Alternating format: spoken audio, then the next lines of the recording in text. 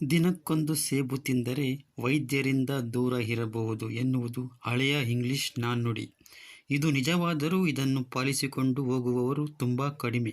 ಸೇಬಿನಲ್ಲಿ ಇರುವಂತಹ ಹಲವಾರು ರೀತಿಯ ಪೋಷಕಾಂಶಗಳು ನಮ್ಮ ದೇಹಕ್ಕೆ ತುಂಬ ಒಳ್ಳೆಯದು ಮತ್ತು ಇದರಿಂದ ನಮ್ಮ ಆರೋಗ್ಯವನ್ನು ಕಾಪಾಡಿಕೊಳ್ಳಬಹುದು. ಸಿಪ್ಪೆ ತೆಗೆಯದೆ ತಿಂದರೆ ಅದರಿಂದ ಹಲವಾರು ರೀತಿಯ ಹೆಚ್ಚಿನ ಲಾಭಗಳು ದೇಹಕ್ಕೆ ಲಭ್ಯವಾಗಲಿದೆ.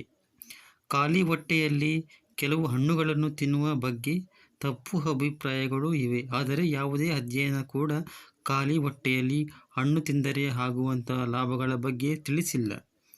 ಇದೊಂದು ಮಧುಮೇಹಿ ಹಣ್ಣಾಗಿದ್ದು ಇದನ್ನು ತಿಂಡಿ ವೇಳೆ ಸೇವಿಸಬಹುದು ಮತ್ತು ಖಾಲಿ ಹೊಟ್ಟೆಯಲ್ಲಿ ಇದನ್ನು ಸೇವಿಸಲು ಯಾವುದೇ ಸಲಹೆ ನೀಡಲಾಗುವುದಿಲ್ಲ. ಖಾಲಿ ಹೊಟ್ಟೆಯಲ್ಲಿ ತಿಂದರೆ ಅದರಿಂದ ಹಣ್ಣಿನಲ್ಲಿ ಇರುವಂತಹ ಸಕ್ಕರೆ ಅಂಶವನ್ನು ಹೀರಿಕೊಳ್ಳುವುದು ಮತ್ತು ಇದರಿಂದ ರಕ್ತದಲ್ಲಿನ ಸಕ್ಕರೆ ಮಟ್ಟವು ಹೆಚ್ಚಾಗುತ್ತದೆ. ಊಟದೊಂದಿಗೆ ಸೇಬು ತಿಂದರೆ ಅದರಿಂದ ಜೀರ್ಣಕ್ರಿಯೆಯು ನಿಧಾನವಾಗುವುದು ಮತ್ತು ಆಹಾರವು ಹೊಟ್ಟೆಯಲ್ಲಿ ದೀರ್ಘಕಾಲ ಉಳಿಯುವುದು ಎಂದು ನಂಬಲಾಗಿದೆ.